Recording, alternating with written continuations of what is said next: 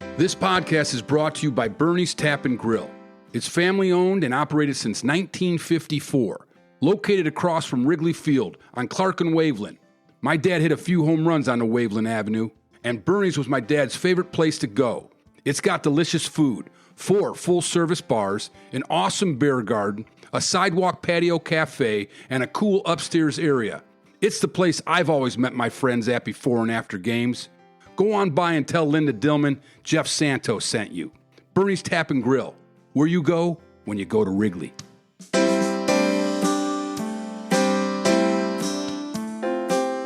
Sit back and relax. It's time for peanuts, popcorn, and crackerjacks. Hey, how's it going? I'm your host, Jeff Santo. I'm here with my wife, Christy. I'm really excited about today's guest. Yeah, me too. But before we go there, I want to talk about the Clubhouse tapes we have on our Patreon page. It's exclusive content we're offering to our popular popcorns and our cool crackerjacks. And in it, I explore the thrilling 1969 Cubs pennant chasing season with the ones who were there. You're always chasing the why and the what went wrong and why that team didn't win that year. And you said your father was that way too, and for good reason. It's the one that got away, you know, and you've had your theories and a collective of reasonings, but you're a constant seeker for more information. So it's a worthy exploration. Yeah, it sure is. Baseball, you know, it's a lot like life, a lot of what ifs. What if you bunt here, give a hit and run there, swing for the fences on 3-0? Not every decision or choice is going to work. But when it comes to the almighty, there's not much any of us could have done. Yeah, that's what makes this last one with Mike Murphy really interesting. Yeah, God, yeah, because you bring the weather into it, you know? Right. And, you know, not only did the Cubs play day baseball and no one else did, so they're dealing with that. But when they were at Wrigley that year in 1969, Mike told us that the temperature was at its highest in like 50 years for the days that the Cubs actually played at home. So they were playing in some really humid 90-degree temperature for most of that summer. What are the odds? Right? You know, and just so many cool things that Mike Murphy brought up. Yeah, but then he mentioned, you asked him, you know, how many of those games did they win that they played at home on those? Right, yeah, I did. Well, that was for the doubleheaders. Oh, right, the doubleheaders. Yeah, and they had a good record. So it's like, yeah, it almost like goes against what some people are saying. Well, they should have rested, you know, Banks, Williams, Sano, Kessinger, Hundley. When at the end of the day, the games that they played, and especially the doubleheaders, they did a lot better with their starters. So, I mean, you know, you're like, well, what do you do? Everyone was kind of playing those kind of innings back then. It's very interesting. And it makes me think about 2016. You know, they didn't get it in 1969, right? God didn't come through for them then. No, but maybe God came back and said, okay, 2016, weather delay, you got in it. The 10th inning, right? Yeah, a lot of things. Because we were thinking, oh man, it's going to happen again, and they won. Mm. Yeah, there's moving on to our guest. Yes, our very, very special guest. Oh wow, can't wait. Gino's East of Chicago, doing deep dish in Chicago since 1966. Now has an LA location. Same great recipes, same great ingredients. That's no joke. Their deep dish tastes exactly the same as it does in Chicago. It's my favorite. I love the deep dish. And Gino's East is where I go when I want a taste from home. Named Best Pizza in LA by LA Times readers, and I certainly agree. Plus, there's a full menu of Italian favorites, Chicago Tavern-style pizza, and the Italian beef sandwich. Dine in for great food straight from the oven, or do carry-out or delivery. For great pizza and great atmosphere, go to 12924 Riverside Drive in Sherman Oaks, near the corner of Riverside and Coldwater Canyon, just off the 101 and Coldwater Canyon exit. Or order online. Go to genoseast.com. My guest today is a North Side Chicago dream story. Raised in an Irish-Polish middle-class Catholic home with 7 brothers and sisters, she studied to become a nurse and became one until her obvious talent and star quality brought her to Second City. It wasn't long until she was starring next to 3 comic gods, Jonathan Winters, Robin Williams, and Steve Martin. and her comedic timing is the best in the biz. She's a five-tool player. She acts, she writes, she directs, she hosts, and voices animation. You probably know her from Jerry Maguire, but I know her to be one of the coolest Cub fans I've ever met. Bonnie Hunt, it's so great to have you here with me today. You kidding, Jeff? It's a blast to be together. It's so great how, like, your father's life brought us together. Your Right. father's life and my father's life. I mean, my parents being the biggest Cubs fans and growing up in the 60s and 70s. And, your dad being such a huge part of my childhood and how much my family admired him. And then for our siblings to be together during the 2016. Remember that? Just like all that was wonderful. the Hunts. I was like, this is like, we have to believe in something bigger than us, that our parents must have brought us together. I mean, it's crazy. Right. And just that year, I wish I met you long before I did, but it was so cool to meet you the year that the Cubs actually went to the World Series and won it. I know. Yeah. I mean, that's saying a lot. So yeah, it is. I just feel like it's fate, like something, just like so much of the philosophy of my parents, and certainly just so much I learned from your dad, just about life and just believing in something bigger than us, and that you just keep going. And then it's moments like that, where the Hunts and Santos are together. I'm like, is this crazy? I know. Oh, it was so nice. And then that game 5, when we went to Murphy's and everyone was in the back room, and it was just a special time and special night. And that night was so crazy. And my nieces and nephews who live in the area were like, I'm like, yeah, Beth will let you in. Come on over. Good old, God bless Beth Murphy. Right. My dear, dear friend. And no doubt she's going to be missed. Yeah. No doubt. She is. But we're going to have like a little thing with all of us, like we're going to try to put something together. They already had services and everything, but something for the people that, she just hosted us, right? Right. Yeah. She sure did. And speaking of, baseball, is it true that you have been to every opening day since 1977? That's true. It was an old neighborhood. My brother Tommy started it with his buddies, and we just started meeting every year. It became kind of like our New Year's Eve, not in a drunken, raucous sense, but it was just when we all got together, and it was the most grounding, best thing. The pandemic changed it. That was really good. But that's our day to be together. And Jeff, we have been through like freezing cold in parkas, It's brutal down there in April. Brutal, right? I mean, I remember opening day 2003, because I was helping my dad with his legs. And so I went back to Chicago with him. It was the first time I've been to opening day in a long time. And it was literally, it canceled the first game. It was like 30 degrees, ice, snowing. And the wind chill was like 15 degrees. You know what I mean? There's always, people don't understand. I'm like, that is so real, because it's like a knife is going through your body. Right. Totally. When did you, do you remember the age that you became a baseball fan, or was that automatic in your family? Well, it was automatic because, I was born in the 60s. So it's just all I knew. It was in our house. The game was always on. My parents would talk about it. And then, of course, my first Cubs game in person, going to the park at 8, I think I was 7 or 8 years old, was 1969. So wow. Imagine right.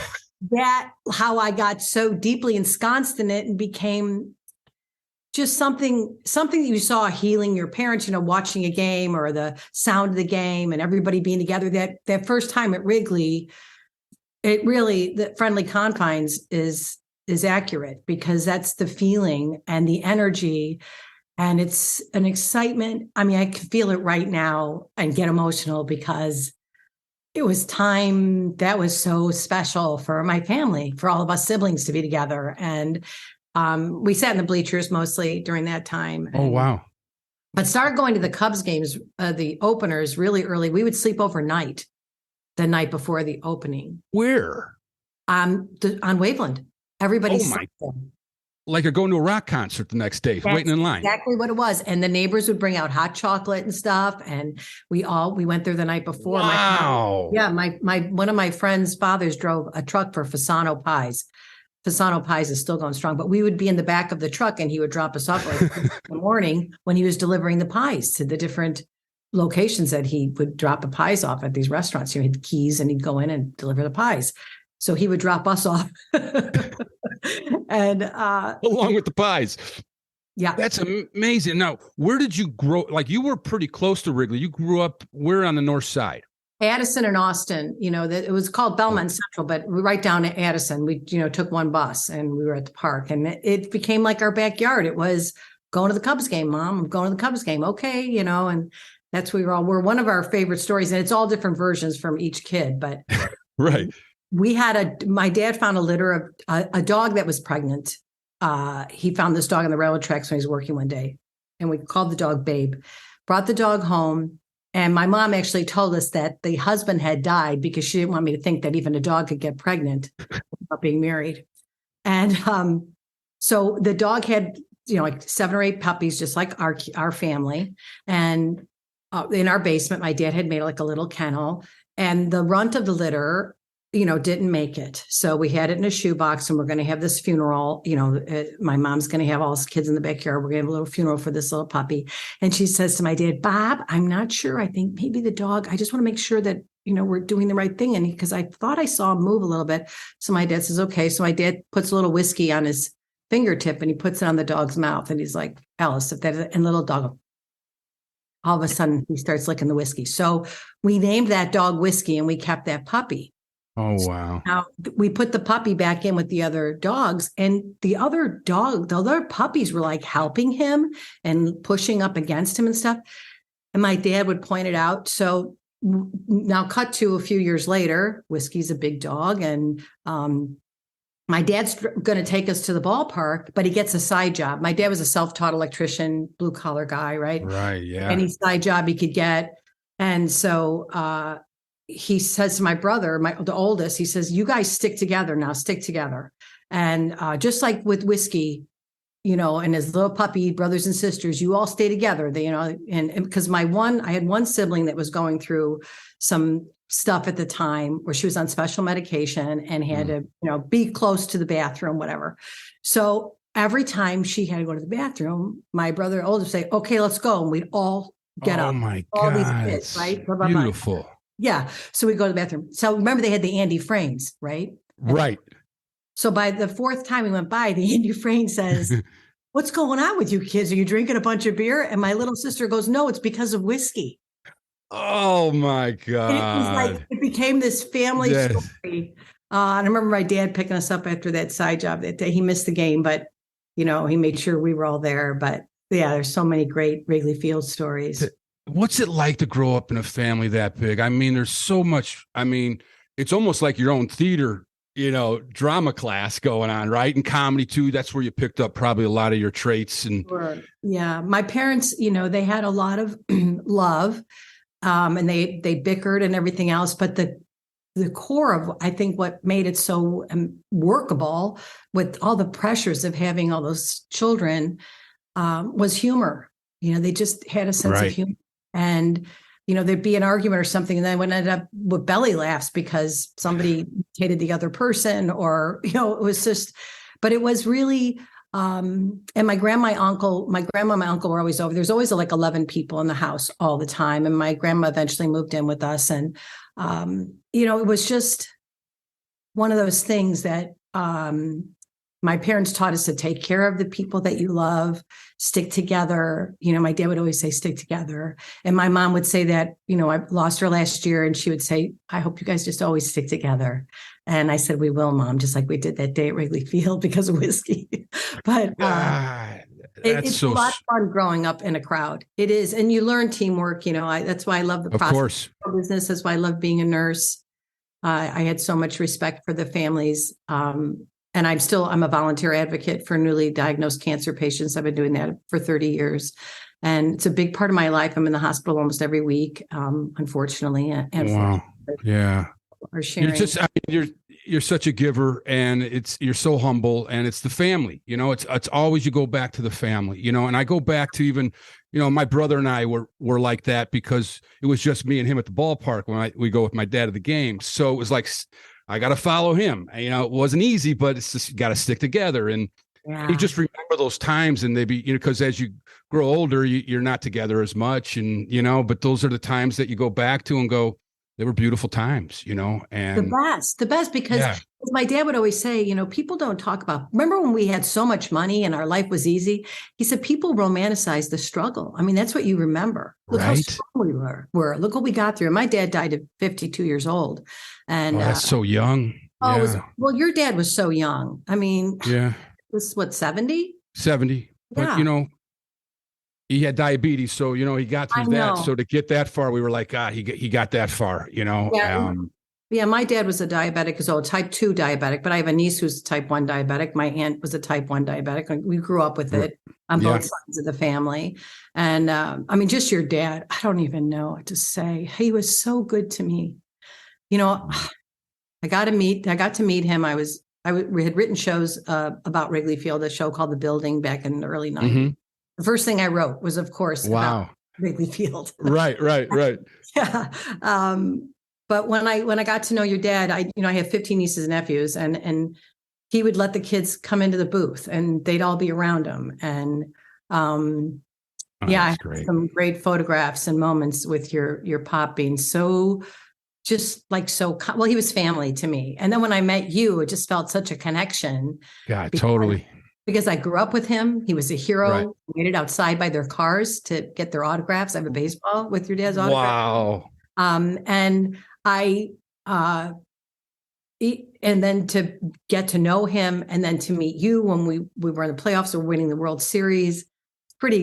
It's like that's the best part of life. Like, if you don't look at the cool part, it's not about money or fame or what'd you do, what'd you get. It just doesn't matter. And I really learned that from my folks, because I don't know. I didn't know we didn't have much. We didn't have much. Right. You could never tell. Yeah, no, exactly. Yeah. Humor and love and all of it, and my dad was that way too. I remember, it's like you go back to your childhood, and before baseball ended for him, I would go back, he's been gone for 13 years now. So I would go back and just think about those times when I was a kid with him. And I just remember the visual is just, he was so full of life. That's what I remembered. It was like he just walked around and was kind to people. And he was passionate. He got upset a lot, when the Cubs lost. Ronnie and I were like, we got to be quiet in the car. It was a tough ride home, But when we won, it was like, okay, guys, count these Volkswagens. If you count 30 of them on the way home, remember all those little Volkswagen bugs that would go back and forth on the Edens? And Ronnie and I'd be like, 1, 2, 3, and before you know it, all right, you get to miss school tomorrow. That was him. Oh yeah. But it was just that. I mean, you think about him hitting a grand slam when he was having like a diabetic reaction. Yeah. But that's the weird stuff, because I didn't really know how dramatic it was for him when I was a kid, because that's what he did. Dad got up in the morning, took a shot in his belly, went and played, never complained about it, until I did that documentary on him. And I'm like, wow, to deal with that. And after he lost both legs, and to see what he did, and to hardly miss a game every year. I mean, quite a warrior, right? And it's just a warrior and an inspiration, just so you know, as a nurse. And when people ask me what take their mind off something, I'm like, you got to watch this old Cub. Oh, it's like the gift that you gave us, you and your family gave us, and you as a filmmaker. I mean, it's just so well done and so important. It's so important. He is important, Ron. Yeah. I mean, talk about the Hall of Fame of life, he's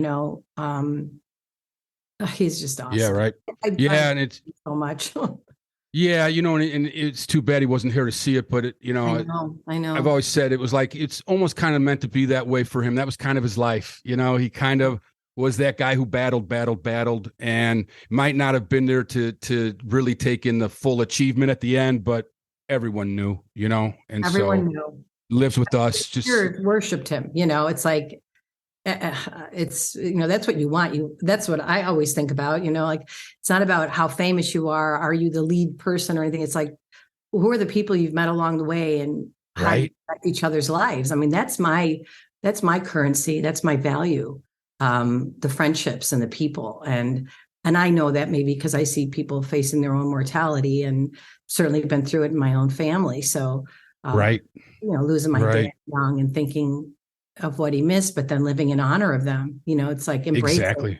Mhm. It's almost like you said, we do live in honor of them. Like Yep. when my dad passed, it's almost like I felt like I went to another level, like something just clicked and I'm like, wow, things, you just feel like you're more aware and you're taking in more things and you're a little bit more caring and, less selfish. And it's because of our parents and how we were raised, to be kind. Jeff, can I ask you a question just about your writing? Oh, that the baseball, I mean, the series that Mhm. it has to be done. Well, thank you for that. Yeah, Blue Collar Famous. I called it. We call it. Christy and I wrote it, and it's basically my dad's. It's basically my dad's life, our life, but revolves around him, and it revolves around a moment in 1969 that we go back and tell his story from when he was a kid. I mean, he grew up next to a minor league ballpark in the city of Washington, Seattle, and that people don't know that. Like he was working at the ballpark at 8 years old, to being a bat boy, then grounds crew. And he worked his way all the way up to being a clubhouse boy his senior year. He was like the head guy. And so there's just so many great stories he had, like the Cincinnati Reds. That was their AAA team. And they came in one time, the major league team. And my dad was the clubhouse boy. And he was getting a lot of heat back then. Like, okay, this kid's got it, because he was doing great in high school. So the Reds had him come out and take batting practice to see what he had. And Ed Bailey was the catcher for the Cincinnati Reds. And my dad's in there and he's nervous. He said he's nervous and he's fouling off pitches into the cage, because they got the cage over in batting practice. And then Ed Bailey goes, "Hey, kid, try this bat." And he threw him his bat. And my dad said it was like 38, 40 ounces. It was ridiculous. My dad just barely clipping the balls, right? And he's like, "Kid, that's the difference that separates the boys and the men right there." Yeah, right. So great story is he gets to the major leagues. They're playing the Reds. Ed Bailey's catching. Oh. My dad, it's a home run, crosses home plate, goes, "I'm a man now, Ed." Right. Just stuff like that's all in those stories. But the story itself is just really about Blue Collar Famous, being that blue collar type and working and battling to become something more than you are, where you came from. That's what it's all about. I mean, there's nothing better than storytelling. And my mom would always say to me, I mean, this last show that I did, I was writing while I was taking care of my mom, during her last days. And I would read her scenes, or she would take a look at the script and she'd say, "Now be mindful of the energy you're putting into the world, Bonnie. It has a ripple effect." And that's why I want to make your show so badly, because the ripple effect of the stories, the perseverance, the triumph, the fact that you don't understand what fate is, Right. Well, there was really hard times in my family, and my mom would say, "Well, we'll know why this happened, but we just won't know why now." Wow. And she would just had this such wise words. Yeah, she just had this calmness. Yeah, she's pretty amazing. Your mom was wonderful. Wonderful. I'm so glad I got to meet she always had Rana. I know. Oh my God. And then the posters she did with my dad and Ernie. Oh, your dad was always on the posters. She made those people would take pictures in front of our house, because my mom put a poster up every year for the Cubs. Oh, wow. And she was I know how your family felt. I'm so sorry for that loss. It's such a big loss for your family. And, I haven't talked to you since that time. I just want to say that. And she was wonderful. Wonderful. Yeah. God. Sweetheart. And I miss her every minute of every day. I don't have any kids. I'm divorced. My mom became kind of my purpose and my audience. Like now, whenever I'm working on something, I feel like that kid at the high school play who's looking out the curtain. Why is the seat empty? Like, where is she? Wow. Wow. It's interesting that I had my mom so long, but never long enough. Right. Yeah. Yeah. And what you're doing, like Return to Me, such a wonderful movie, and you could tell, like, coming from your neighborhood, and you wrote and directed it. It's the first one you directed. Right. And I mean, everything. I got to first talk about that opening shot. That was so cool. That came from the clouds. Now, that's a helicopter, I'm guessing, because there's no drones back then. Right. And you come down on this construction site in the city of Chicago. You're coming down on the city of Chicago. It's so cool. You come down on this construction site, which is probably going to be a high rise, got about six or eight floors under construction. And there's this man standing on the top with his yellow hard hat on. And the camera comes over him and he looks up and it's your lead, David Duchovny. And I'm like, holy crap. How did he stand on the edge there? Like, tell me about that to start with. Well, it was when we went there to see the guys that were actually working there, just so I could get a look at it. They walk on those beams. They're like this thin and they walk around on them like they're walking on a regular hardwood floor in a main room. I mean, It is I was so scared up there and I was on the solid ground. But David's like, yeah. And I mean, all of our actors, my brother, Tom, played one of the construction guys because was an electrical contractor. Oh, wow. Was he up there with David? Was it? Yeah. Oh, that was him. Okay. Wow. That's Tom. He's one of the guys, Tom, who also had did the lights at Wrigley Field back in the day. Wow. But yeah, that was a big deal. But that shot, when we got there, we didn't have clearance we were going to just do an overhead with a crane. And I'm like, no, it's not enough. And then one of the cameramen says, well, if we got a helicopter, I could shoot from a helicopter. I go, oh my gosh. So I don't have clearance. You have to have clearance to go over one of those buildings. Helicopter. Yeah. So of course, this is Chicago. I called the film office. They're like, the only person who could clear it is the mayor. So I called the mayor. He's like, could you do it in like 2 hours? Like real quick, like, go ahead, shoot it, do it, Pam, do it. And we did it. And it was like, but that's why I try to tell studios. I'm like, let me just film in Chicago. They take care of it.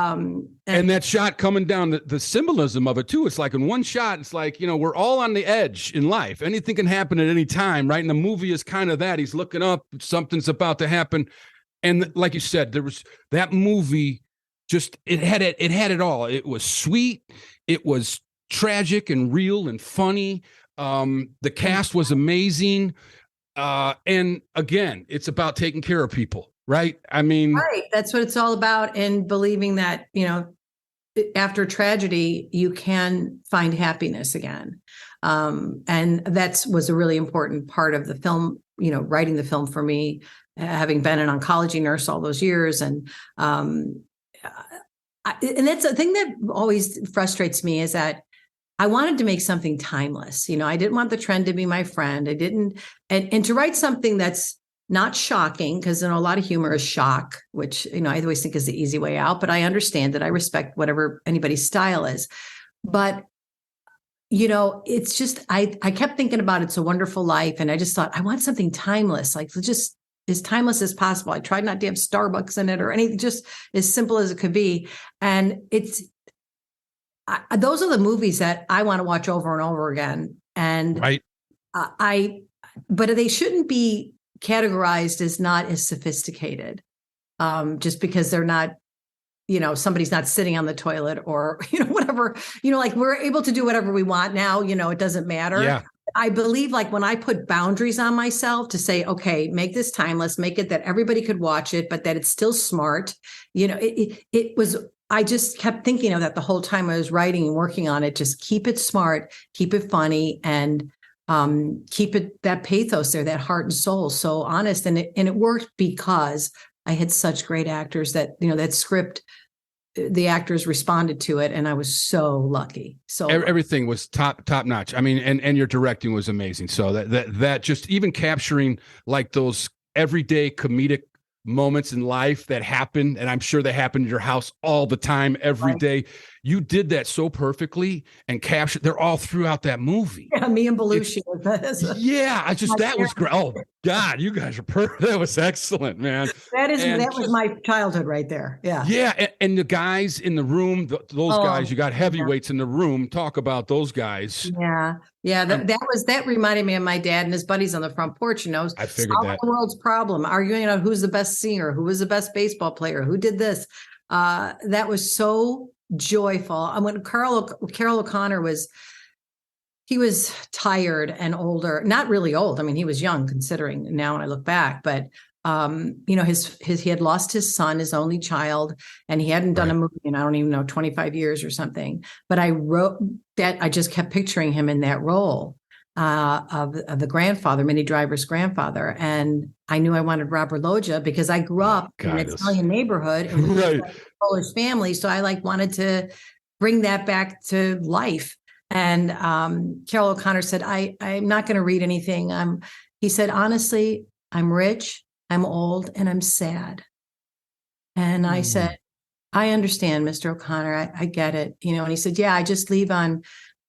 He played his old TV show that his son was on. He said, I leave it on. I play the tapes so I can hear his voice.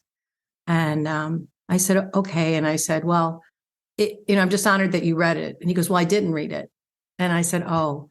I said, well, if you read it and said no, I'd still be thrilled. And he said, okay. And we hung up.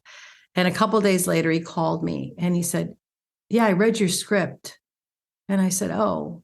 And I said, that is such an honor that I said, I grew up, I was a little kid when you were on TV and All in the Family, and my parents used to watch it. And, I'm just so thrilled that he could even talk to you on the phone. He says, well, why don't we have dinner? I just want to talk about the movie a little bit. And I said, okay. So, met him for dinner, and he also was a diabetic and was struggling with that. And he says, I think I'm going to do your picture. He said, which is like such an old fashioned thing. And I remember I was driving home from Malibu and I had to pull over because I kept crying in the car because I just couldn't believe. I mean, come on. Like, it's not lost on me. You know what I mean? Yeah. I mean, a blue collar kid from Chicago, Northwest Side, Wrigley Field basically being my backyard. Growing up a Cubs fan, you just always accept defeat and, think tomorrow's a better right. Yeah, so. It definitely was a therapy of my life growing up a Cubs fan, because it was just like, it was our philosophy. It was. I mean, you always got this close. Yeah, you did. We're going into the end zone with all those wins, and then oh, I'm still scarred. Yeah, and our family, truly, I even said it to my sister. I said, I really feel like you carry that with you. Like, Dad, he was. Everyone would always talk, what happened in '69? What went wrong? What blah. And it's like, wow. So when things don't go right for your life and you're off course, you're like, oh my God, here we go, right? Yeah. And just getting back to what you did with Carol O'Connor. If you didn't ask that question, if you didn't say like, thank you, I'm just glad you've read it, and really honored that you, and him being honest and saying, well, I really didn't. Yeah, and you go, well, you still want one more, I'll give you one more, and he did it. It's like, also you have to pave that path too for yourself. And, right. And he was comforted by the fact that I was a nurse because he wasn't feeling well. Right. And, he died the following year, but we got a star on the Hollywood Walk of Fame. He won awards for the movie. But during the movie, there was quite a few times where, it was rough, and I would be with him in the emergency room till 2 or 3 in the morning. Wow. The day we were filming, but he was so alive. I don't know how to describe it, but he was having so much fun doing that movie. I don't even know how many screenings we must have done for his family and friends. He might, that's great. Merv Griffin. I mean, it was so crazy. He was so happy.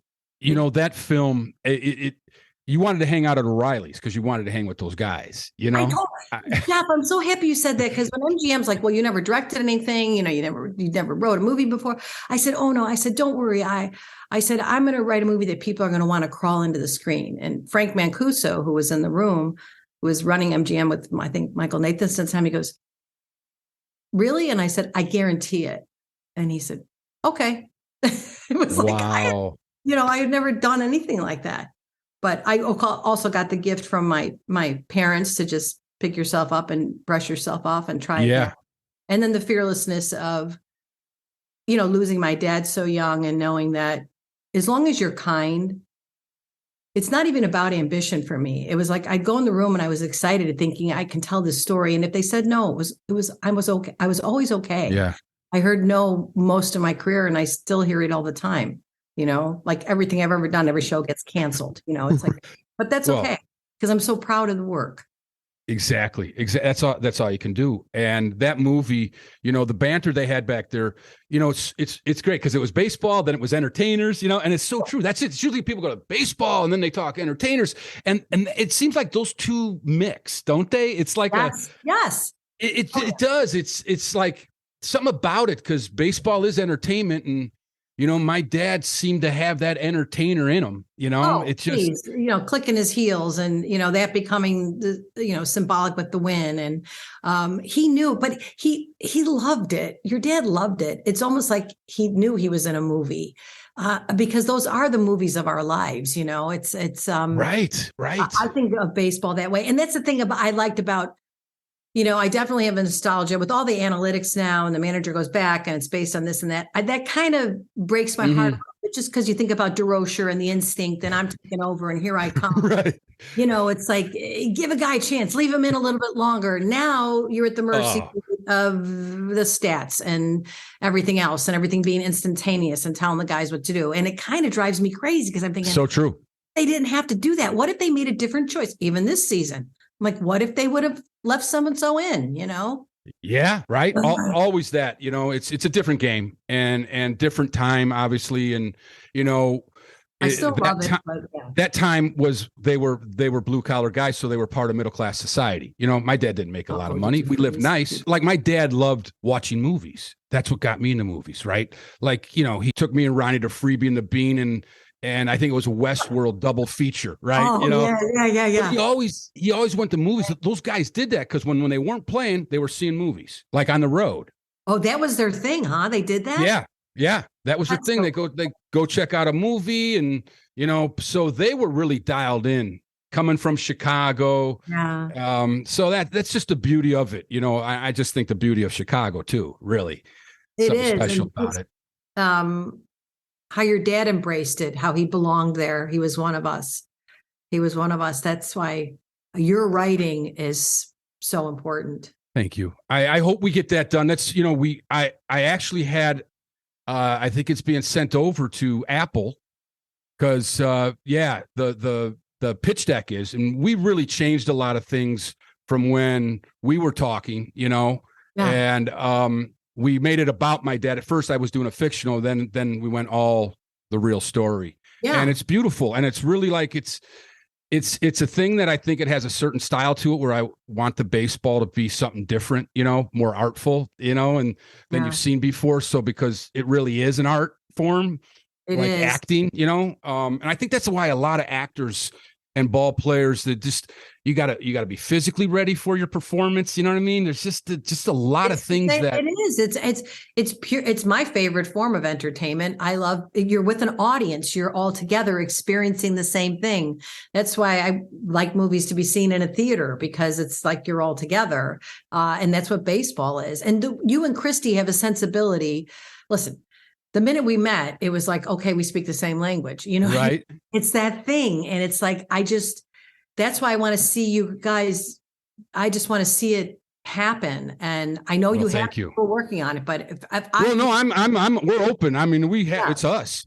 I had my lawyer put it over there. So, I just worked with Apple, on this last. Yeah, I know you did. And getting back to your stories on directing, what brings you in the director's chair? Is it that message like you're talking about that your mom said that you're getting out? Because it seems like you're always about, people taking care of each other, even with the Apple, Amber Brown, you're dealing with divorce there, you're dealing with big family and right. I even tragedy. had a couple of episodes in there where I'm sorry, I didn't mean to interrupt. No.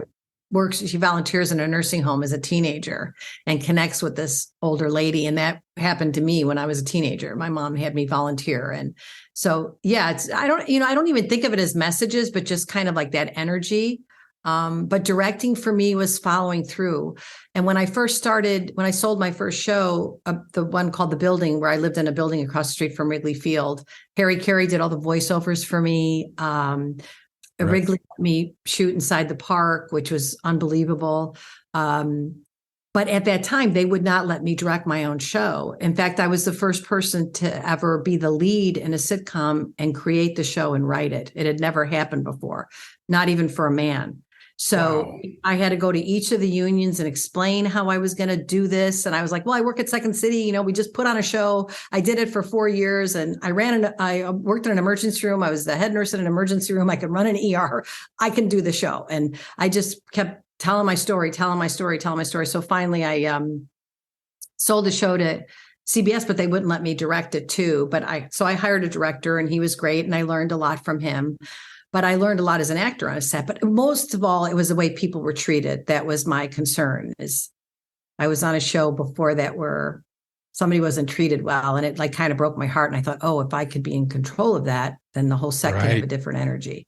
Right. So that's really where the directing came in, where I just wanted to be able to make sure that the extras had a place to sit down if they were older. And, you know, I just wanted the set to be nice. And I'm very proud to stay on all my shows. I think people Absolutely. well, you know. Great. And with what you said about Return to Me, you wanted to be timeless. And to me, we watched it again, Christy and I Mm-hmm. I almost felt like it was just like, it was even more powerful like now, right? It's just like, it's like fine wine. You open it up, you're like, wow, man. And what's going on today? Just, you felt like, yes, just take me away and put me in this story. And, you know, everything about it, Lincoln Park. I mean, the gorilla stuff, that was beautiful. I know that real gorilla. You know, because of our movie, that habitat was completely enlarged, just like in the film. That's amazing. I was wondering about that. I did not know. Oh my God. Not that they could have enough room, but I mean, that was really cool. Yeah.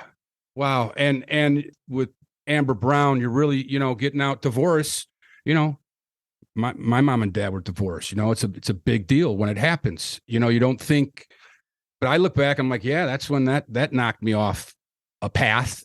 You know?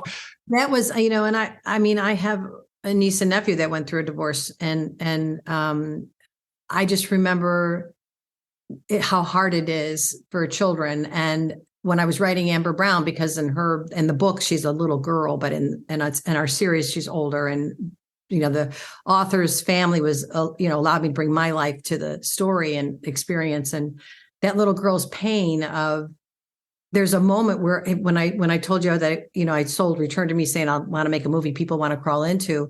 There's a moment where I use a line for the little girl when she's looking at a picture of her parents when she's a little girl sitting on the kitchen counter and they're making a pizza. And she says, I, Amber Brown, want to crawl into this picture. And she wants to, you know, just hearing a little kid say, I want to crawl into this picture instead of saying, I want to go back in time. Right. I felt like it can make the audience feel her heartache because her mom's happy now with a new boyfriend and her dad's living far away and her sadness is so real. There's a couple episodes where I have the mom in the show played by Sarah Drew say to her what my mom would say to us. It comes in waves. Right. And the waves, let it wash over you, feel the grief, and, you know, it comes in waves. And because the little girl's just so sad, she just keeps hoping that maybe her parents will figure it out. Wow. Beautiful. Yeah. Beautiful. That moment was brought to you by Tangent West, executive recruiters, headquartered in Denver, with offices in Vail, Colorado, and New Orleans. Since 1995, Tangent West has conducted executive searches nationally and internationally. They place C-level executives, management positions, high-level executive assistants, marketing and accounting, and finance. Cheryl Grimaldi, president, has personally interviewed over 36,000 candidates and has filled over 2,500 searches. I've known Cheryl for decades. She's a dear family friend and someone you can trust. She's been at this for a long time. Tangent West, hunting human excellence and building the country's finest company since 1995, because nothing matters more than hiring the right people. If you're hiring, go to www.tangentwest.com. Crackerjack. Hello. This call is Ronnie. being recorded. Yes. You're on the Crackerjack again. Okay. I'm at the. Where are you? I'm at the gym. Oh, shoot. Real quick, though. Yeah. You got a second? Yeah. So I'm on right now. You're on right now. Again. I catch you at the wrong time. Yeah. Can you just stop it? Yeah, I'll call you back. Hello? This call is being recorded. Ronnie, Yes. you're on crackerjack again. You good? What? Are you good to talk? Who's this? Did you get a good workout in? Did you get a good Yeah. workout in? All right, good. Yes, I did. Good. Can you hear me? Hey, I can hear you perfectly. Yeah. All right.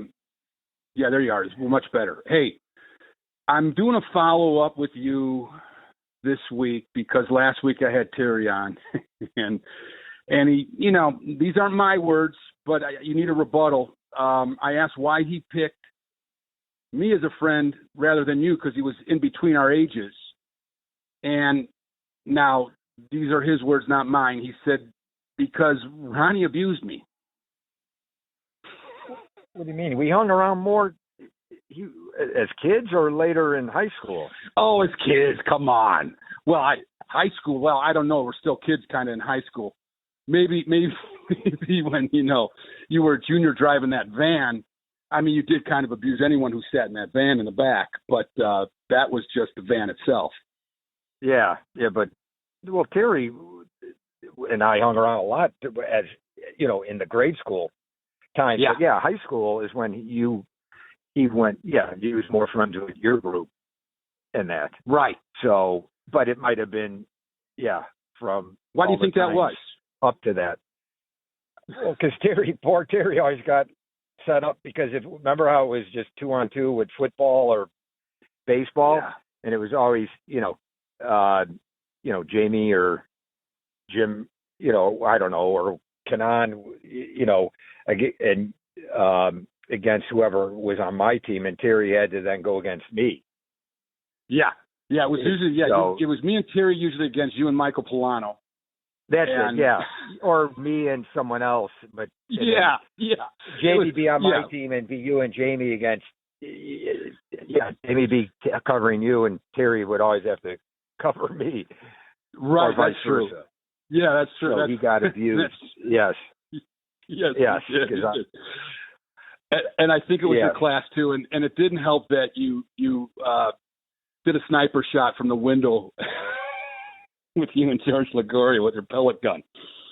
Yes, Well, hey, again, I shot him in the eye too with a BB gun, but mine was more of a not on purpose kind of BB gun shot. Don't shoot you're going to shoot someone in the eye. What's that? How was that not on purpose? You pointed it at him and told him not to move or something. Did I? I didn't mean to pull the trigger. Oh yeah. Okay, I got you. Yeah. Little different than you though. You and George were, people that don't know, we had that ice rink and we did the driving the snowmobile around and a ski jump that we take off and we learn how to ski jump off from the back of a snowmobile. Oh, and when I was pulling Terry around and I go floor down that straightaway to go on the ski jump and I turn around and he's down by the dock and I come back and I'm like, what happened? Because again, you're not explaining it good. It was the hockey rink and then the ski jump was off to the side of the hockey rink, but you would do a circle around the hockey rink, right, and then pick up speed once you turned around the hockey rink. But you had to slow down when you came where the dock was, where the dock was, and then turn and then speed up, and that's where you'd get your speed. But you'd had to slow down to where we were able to. Because if you're going too fast, it would have been harder to aim and hit them. Yeah, I guess you missed a couple of times that we didn't know about. But you're right. It's kind of like going to a runway. You slow around and then you come and then you hit the straightaway. And when I hit the straightaway and I turn around and he's not jumping off the ski jump and he's down by the dock and I take the snowmobile over there. I'm like, what happened? He goes, I got shot. I'm like, what? Yeah, I got shot. The funny thing literally.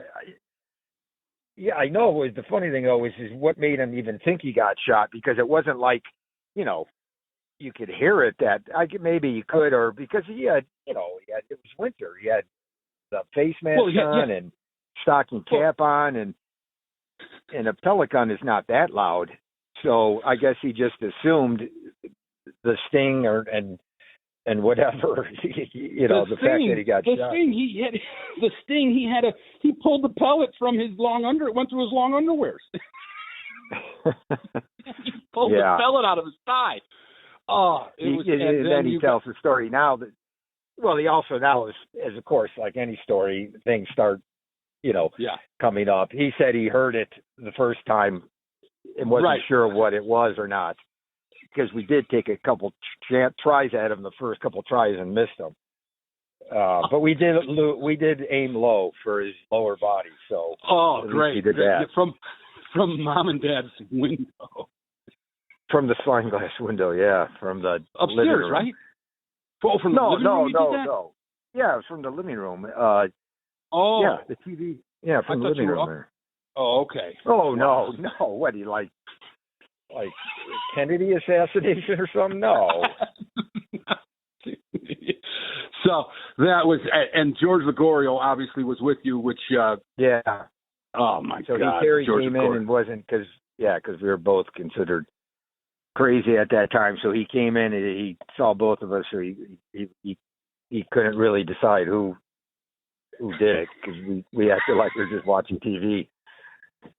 And that, so that's true. No, but no, I agree. Terry did was the blunt of a lot of our stuff, especially from my side. He definitely took it in stride. But the main thing was he was always the blunt of either my temper playing football or on the baseball side or the basketball, or how about even boxing? You always had to box me. Oh God, right. We were boxing downstairs. Oh my God, nuts. And then how about the van that Dad got you for that you drove? That was out of a movie. That van, purple. What kind was that? That was a Dodge. Dodge. One of those Dodge tradesmen. I think 200 or 300. Yeah, it was totally what was big in the 70s. Exactly. It was a used one, but still it was, you had the whole shag carpeting. Yeah, it was ridiculous for a saw. Yeah, I agree. Look at now, it's totally. But it was one of a kind though, because you had you could seat about 9 in there, right? But it was like luxury seating. It was like almost going to find like a restaurant in there. The way the leather was and the shag carpeting all around, and you had the lights in the back that were these kind of mood lights. That's what the style back. I mean, a number of people had. That was a big thing back then. Is those customized vans, the inside. I mean, that's where I got the idea from. Is those magazines of the inside. I mean, a couple of guys that went to our school did the same thing, but they were customized inside, so they're really, pretty much, tacky. But nowadays it would be, the couches and the shag carpet and the ceiling, the carpet on the ceiling and everything, the bar lights, and the bubble, the bubble, and then how many people did you drive to school your junior year and senior year? You picked up it was me, Terry, Rosie, Mike, Hinchcliffe, and Hap. 3 there. That's 3. And then there, Steve Sexton. So it was about 7 people. 7, 8 every day. That's every morning. We get out. It all depended if Steve Sexton wanted to go to school or not. He'd just look out the window. That's right. Is he there? Is he there? Remember? He'd wave me, either wave me to go, or he'd say 1 minute.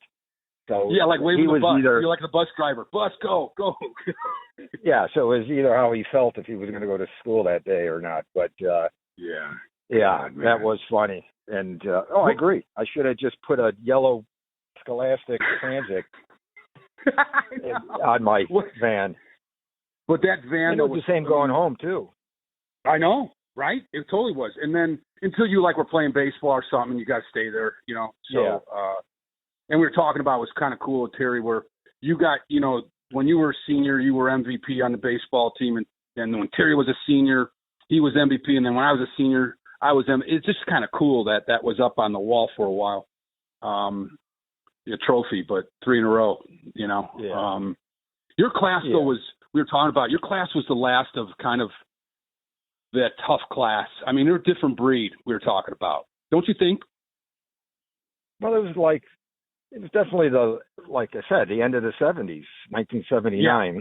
So that was definitely, if anyone ever saw Dazed and Confused, I thought that movie was perfect as far as depicting the 70s, late 70s, you know what I mean? Because I think that's when actually that was even, you know, I know it was made in the 90s, but I guess it was based on like the 76 to 79 type. And it was definitely the last of that decade, which was, you know, a great decade for sure. Yeah. I mean, totally. everything. Yeah. But definitely it was more of the, you know, the Timberland and flannel shirts and totally. Blue jeans.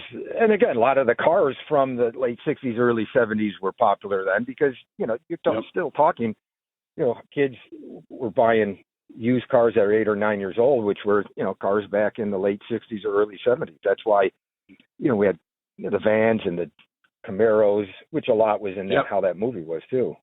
Totally. Yeah. So music was great.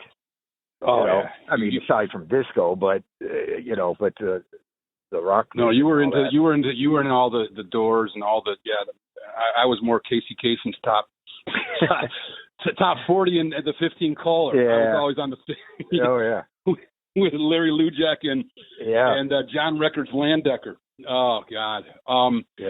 Did that was totally a different time, man. It was. But definitely. When you played baseball, like you didn't obviously, you know, it was a lot more difficult for you because you were Ron Jr. Did you feel that stress? Yeah, certainly at times. Yeah, for sure. Yeah, most definitely. You know, because of the name and that. So, no doubt. Is that why you didn't wear like number 10? You know what? I don't know. Okay. I'm trying to think if I know I didn't wear it in high school. No, you wore 5, right? In your senior year. Yeah, I think you wore 5. Yeah. But maybe that, you know, that could be because I'm thinking even in grade school, I don't know in that. Yeah. But that was it was definitely certainly had a lot of good points and then of course it had a lot of, you know, other negativity towards it. When, you know, people would find out, you know, you would just notice that, you know, there'd be certain, you know, comments, either that or, you know, or they're trying to get you out a lot harder than anyone else. Yeah, sometimes that felt like it. Yeah. And that, so, but, you know, I was used to it certainly by high school in that. Yeah. But that was totally different between, you know, you and myself. Oh, big time. You paved the way for me. Yeah. I mean, I was like, I glided when I was a senior. I was, you know, I remember like hearing people like, you know, because that class, sometimes that junior class that you played against when you were senior, that some guy at a party at Glenbrook North might be like, you know, when I'm a junior and they're a senior and you graduate, they're like, yeah, I struck out your brother, you know. It's like, yeah, whatever, you know. Oh yeah, well, you know what I mean. So it's like I get those things at high school party. I'm like, God, man, every guy is like my brother. You know, I know he didn't strike out that much. So you know, no, I know that was the thing. Well, believe me, it carried in. You know, it pretty much even, you know, even to not nowadays, but even maybe not more than 5 years ago when I was still playing the traveling 12-inch softball. You go to national tournaments, and you know I'm mid-50s. I have a 0 for 3 or 0 for 4 games. You know, in a 12-inch games, you know, somebody like tell someone, "Oh, I thought he'd be better than that," and you're like, right? I mean, this is 20 years older than when Dad retired, and so it still follows you. Yeah, you know, they just expect you were. No, that's what I'm just saying. It just goes, it follows you. Yeah. You know, it doesn't matter how old you are. You know, if people hear that name, they expect, okay, you know, to see the same, you know, professional player. And even if it's in softball, or stuff like that. I mean, I was I'm not tooting my own horn, but I was. Oh no, you were a hell of a softball player. Yeah, you were a hell of a softball. I mean, you were a hell of a baseball player. Yeah. Yeah, but I was 12. Softball is definitely better. But I played with a lot of people half my age, but it just was funny how it only happened a couple times, but you'd be like, well, it's still 50 some years old, and people are still comparing you to your father, even, and that's comparing the 54 to a guy that was playing in his 20s and 30s as a professional, but right. Yeah. And you stood up with those guys. I mean, you're in great shape, and and I do think you were a good hitter. You were actually all around great athlete. I feel like that's pressure started hitting me in college more than in high school. I didn't feel it, but I did feel it in college. You get a wrong, like we had a good high school coach with Jim Block. Yeah. He was awesome. And we were fortunate that we had a cool guy that like understood it and didn't let anyone give us any problems and that kind of level of like. But then you go to the next level, and some people I'll make an example or what, and it's a little different. Oh yeah. So, they'll treat you a little different. Yeah, I noticed that when I went to college too. Yeah. Even though the college coach that I played for in Arizona, they were good coaches, stuff like that. I just happened to be when I came into the sophomore class was at junior college was really good. So I didn't get a lot of playing time, but there wasn't any using an example or anything. Well, more for me on my side. Yeah, with Miami, Ohio. Maybe, we had a coach that was just, he was, whatever. Yeah. But anyway, like I said, I didn't. So it was kind of a shock to me when it hit me because I wasn't used to that. And you kind of went through that your whole life on that, and thanks for shielding me all those years. You did on everything. You shielded me with everything. Hey. Everyone knew too. Hey, especially when I was a freshman going to that high school. I mean, like those guys in your grade and the grade above. Just like they were such men. Yeah, and I knew I had a brother that they weren't going to screw with me because they did. they knew you had a posse of guys that were that pretty tough. Oh, for sure. All those guys definitely. were really tough guys and good guys and real good guys. Yep, real good guys. And, totally. Friends to this day with all of them. Yeah. And so that was another special thing about our class, I think, too, is, I mean, your class too, you guys are all, but even a little more so, I mean, the amount of that stayed in contact to this day. And that, right. So, but that's definitely a lot different than nowadays. That's for sure. No. So, man, right? Yeah. But Terry, I understand Terry's certainly, story, and that I don't blame him on some of the stuff. I have to say, I got to definitely give him an A+ for the poor guy always had to go, against me. Well, you know what? He's not so poor anymore. So you do, Oh, I don't mean that. Yeah, I'm saying. No, I'm kidding. No. I know. I'm just using that word. I'm just taking. I know that. I'm just throwing that. Yeah. It's like you're right.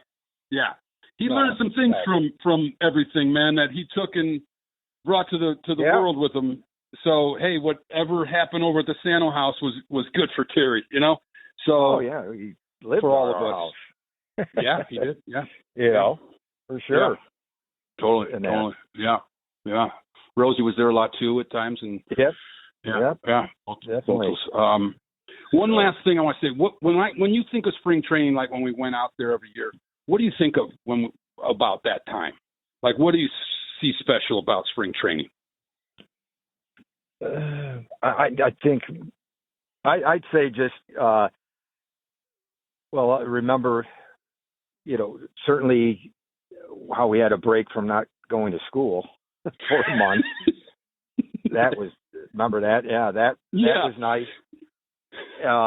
But we got tutored. Getting away from the winters. Oh yeah, we got tutored, but that wasn't like 5 days a week. What was it, like twice a week? We went to a place. Yeah. Twice a week for 3 hours or so. It's a lot different than 5 days a week for 8 hours. But right. and then again, I remember how we enjoyed Arizona because again, it was February and March in Illinois. Yeah. I think what's the most is being able to, because in spring training we were able to be a lot closer to all the players, and it was much more laid back. We could remember how we could be in the dugout during a game or in and out of the locker room and stuff like that. Dragonfly balls. Yeah, exactly. Hitting it in the batting cage and it's just definitely. That was good times.